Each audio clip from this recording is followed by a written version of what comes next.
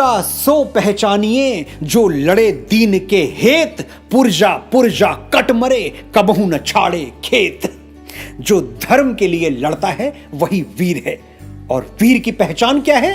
एक एक अंग कट के बदन से अलग हो जाए फिर भी रणभूमि ना छोड़े, पुरजा पुरजा कट मरे कबहू न छाड़े खेत।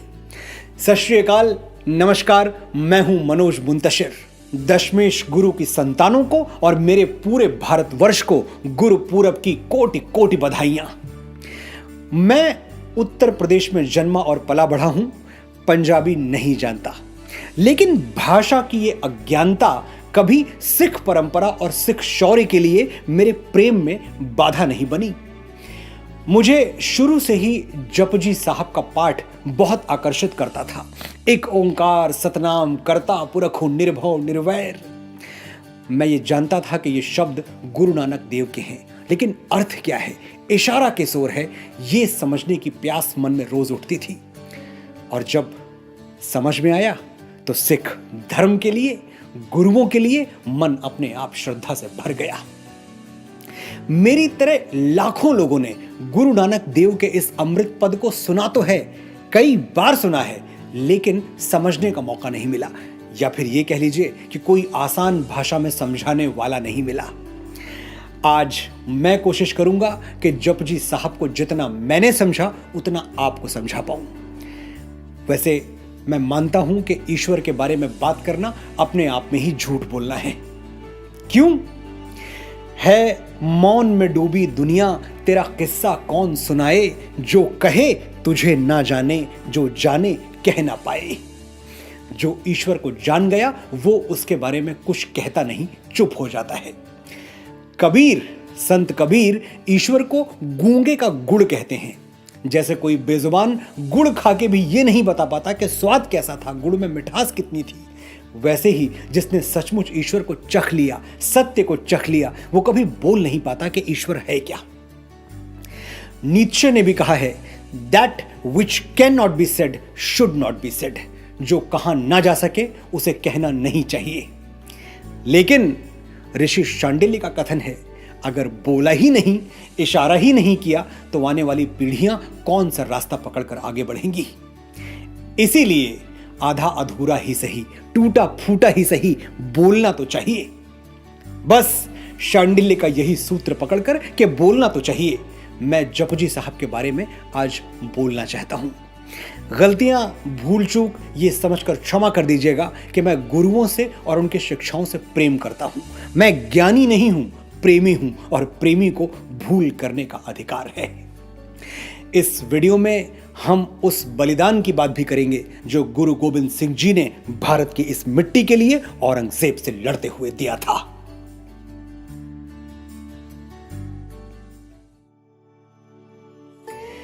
कोई 500 साल पहले की बात है। अमावस की घनी अंधेरी रात, पूरा गांव सन्नाटे की चादर ओढ़ के सोया हुआ है। अगर इस सन्नाटे को कोई चीज रह रह के चीरती है तो वो है किसी के गाने की आवाज। 17-18 बरस का एक युवक अपने कमरे में भाव विभोर होके गा रहा है। हर तरफ घोर अंधेरा है, लेकिन उसके कमरे का दीपक जल रहा है। रात आधी से ज्यादा बीत चुकी है। अचानक युवक की मां दरवाजे पर दस्तक देती है, कहती है, सो जा बेटा, रात का तीसरा पहर शुरू होने वाला है। युवक मां की बात मानकर सुनकर चुप होता है, सोचता है मां ठीक ही कह रही है, सोने का ही समय है। तभी कहीं से पपीहे की आवाज सुनाई देती है, पीयू पीयू पीयू। युवक हंसा और मां से बोला, मां, इस पपीहे से मेरी होड़ लगी है, जब तक ये नहीं चुप हो जाता मैं कैसे चुप हो जाऊं। ये अपने पीयू को, अपने प्रीतम को पुकार रहा है, मैं अपने प्रीतम को पुकार रहा हूं। इसका प्रीतम तो फिर भी कहीं आसपास ही होगा, मेरा प्रीतम तो बहुत दूर है, मुझे तो जीवन भर पुकारना होगा, सांस टूटने तक गाना होगा। अमावस की वो रात तो बीत गई, लेकिन वो युवक सचमुच जीवन भर गाता रहा, पूरे प्राणों से गाता रहा, पूरी आत्मा से गाता रहा, और गा गा के उसने परमात्मा को पा लिया। ये युवक आगे चलकर गुरु नानक के नाम से जाना गया और नानक का गाया हुआ वो अलौकिक पद जिसके एक एक शब्द में आत्मा के तार झनकार उठते हैं, उसे जपजी साहिब कहा गया। एक ओंकार सतनाम करता पुरख निर्भव निर्वैर अकाल मूर्ति अजूनी सैभम गुरु प्रसादी। वो एक है, ओंकार जैसा है, एक ओंकार, उसका नाम सत्य है, सतनाम वही करने वाला है, करता पुरख। दुनिया में किसी को भी यह धोखा हो सकता है कि जो हो रहा है मेरे करने से हो रहा है, लेकिन अंतिम सच यही है कि करने वाला कोई और है, हम निमित्त मात्र हैं। ना उसको किसी से भय है ना किसी से बैर, निर्भव निर्वैर। वो एक ऐसी प्रतिमा है जो काल यानी समय से परे है, अकाल मूर्ति। अयोनी है, योनि से नहीं जन्मा, स्वयंभू है, अजूनी सैभम, और उसे पाने का एक ही मार्ग है, गुरु प्रसादी। यानी गुरुओं से वो प्रसाद स्वरूप मिल गया तो मिल गया, बाकी दुनिया के किसी बाजार में उसे खरीदा नहीं जा सकता, किसी धन से तोला नहीं जा सकता और किसी तलवार से जीता नहीं जा सकता। एक ओंकार सतनाम करता पुरख निर्भव निर्वैर अकाल मूर्ति अजूनी सैभम गुरु प्रसादी। परमात्मा की ऐसी वन लाइन डेफिनेशन शायद ही कहीं और सुनने को मिले जैसी नानक ने सुना दी। जपजी साहब में नानक आगे कहते हैं, आदि सच जुगादि सच है भी सच, नानक होसी भी सच। वही एक सच है, बाकी कुछ भी नहीं। वो पहला सच है, आदि सच। वो हर युग में सच है, जुगादि सच। वो सदा सत्य है, शाश्वत सत्य है भी सच, नानक होसी भी सच। नानक ने इतनी बार परमात्मा को सच क्यों कहा? इसका दार्शनिक उत्तर मैं नहीं देना चाहता, निजी व्यक्तिगत अनुभव से निकला हुआ उत्तर देता हूं।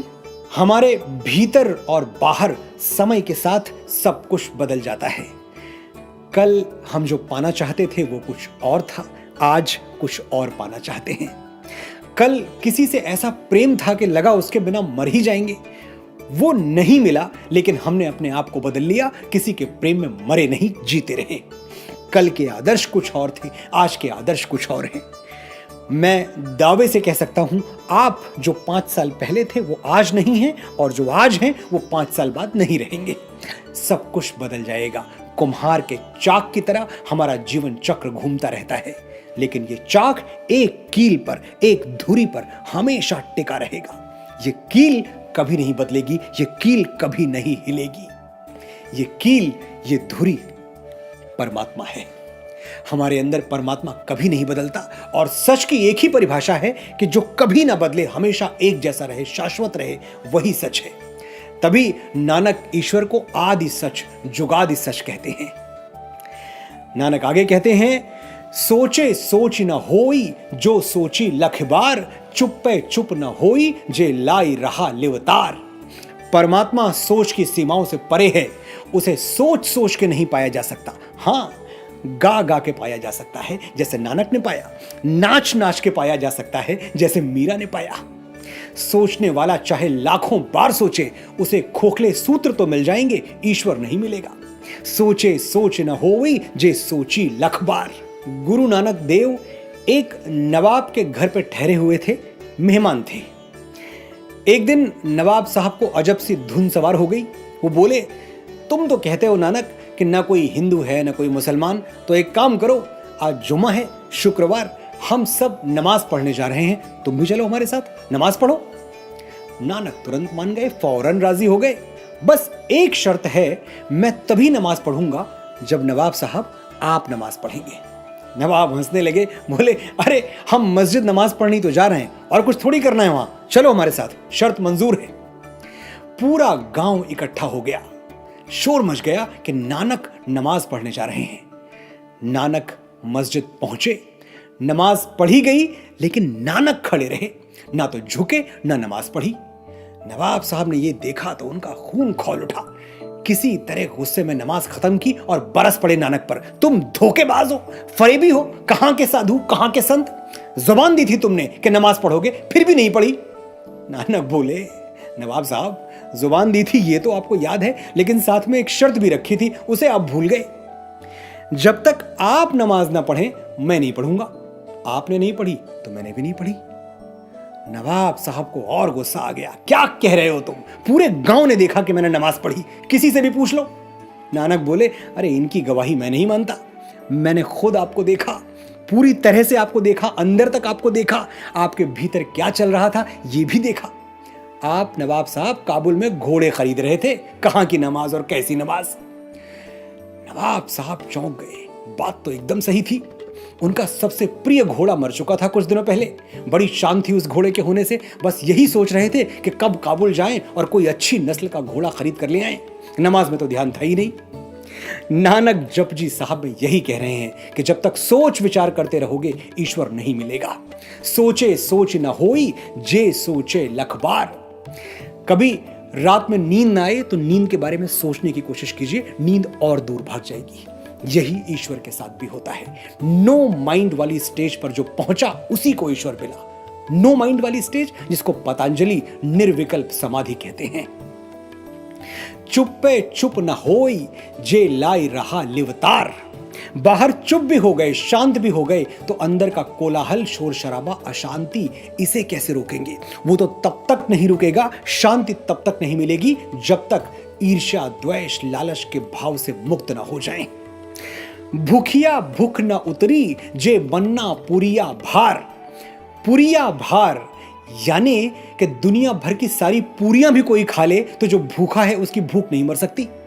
यहां नानक लालच की ओर इशारा कर रहे हैं, तृष्णा की ओर इशारा कर रहे हैं, नीड और ग्रीड में जो अंतर है उसकी ओर इशारा कर रहे हैं। नीड तो ऊपर वाला सबकी पूरी करता है, लेकिन ग्रीड, लालच का पेट भर पाना ईश्वर के लिए भी संभव नहीं है। सहस सियाड़ पा लख होई, त इक न चले नाली। चाहे मन में कोई कितनी भी चालें चल ले, कितनी भी चतुराई से काम ले ले, ईश्वर यानी सतचित और आनंद को नहीं पा सकता।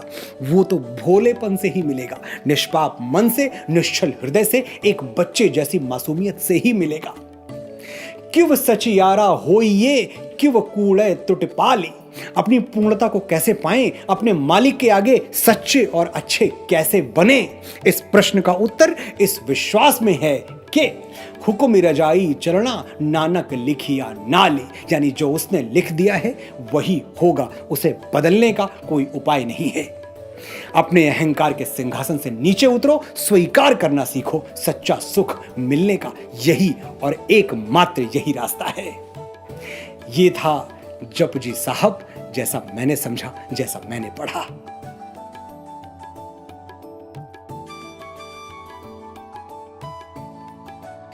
बाबा नानक की परंपरा में 9वें गुरु तेग बहादुर सिंह जी थे। गुरु तेग बहादुर मुगलिया ताकतों से उस वक्त टकराए जब बड़े बड़ों की तलवारें औरंगजेब के जुल्म और सितम से पनाह मांग रही थी। औरंगजेब ने गुरु तेग बहादुर के सामने 2 विकल्प रखे, यातना या खतना। मुसलमान बन जाओ या दर्दनाक मौत मरो। भरे दरबार में गुरु नानक देव की परंपरा के वीर स्वाभिमानी गुरु तेग बहादुर सिंह जी ने जालिम औरंगजेब से आंखें मिला के कह दिया, हिंदू धर्म रखे जग माही, तुमरे करे विनसय यह नहीं। औरंगजेब तू चाहे जितना खून बहा ले, हिंदू धर्म का नाश नहीं कर सकता। गुरु जी का शब्द शब्द आज सच हो चुका है। ना औरंगजेब रहा, ना अकबर, ना बाबर, लेकिन सनातन धर्म है। अपनी तमाम गरिमा, तमाम प्रतिष्ठा, तमाम वैभव और तमाम सहनशीलता के साथ अटल खड़ा हुआ है। उस वक्त जिंदगी और मौत का फैसला जल्लाद औरंगजेब के हाथ में था। उसने गुरु तेग बहादुर का सर धड़ से अलग करवा दिया। जहां गुरु का शीश गिरा, वहीं दिल्ली में चांदनी चौक के सामने आज गुरुद्वारा सीसगंज है, और जहां उनके शरीर का अंतिम संस्कार किया गया वहां गुरुद्वारा रकाबगंज है, जो संसद भवन के करीब है। गुरु तेग बहादुर ने प्राण दे दिए, लेकिन सिख धर्म से, भारत माता की अस्मिता से चादर नहीं हटने दी। यही बलिदान है जिसके कारण गुरु तेग बहादुर सिंह जी को हिंद की चादर कहा जाता है। बलिदान सिखों की वो परंपरा है जिसे वो बड़ी शान से अपने माथे पर सजाए हुए चलते हैं। एक मौका मुझे भी मिला था कि मैं इस बलिदान पर कुछ लिख पाऊं, और मैंने लिखा तलवारों पे सर वार दिए, अंगारों में जिस्म जलाया है, तब जाके कहीं हमने सर पे ये केसरी रंग सजाया है। ये केसरी रंग मां भारती के शीश पर यूं ही सजा रहे, हमें गुरुओं के बलिदान स्मरण रहे, उनके पढ़ाए हुए पाठ हमारा पथ प्रदर्शन करते रहें, भारत के शत्रुओं के किले ढहते रहें और हम एक ओंकार सतनाम की धारा में बहते रहें। यही मेरी प्रार्थना है। आप सबको गुरुपूरब की आकाश भर बधाइयां।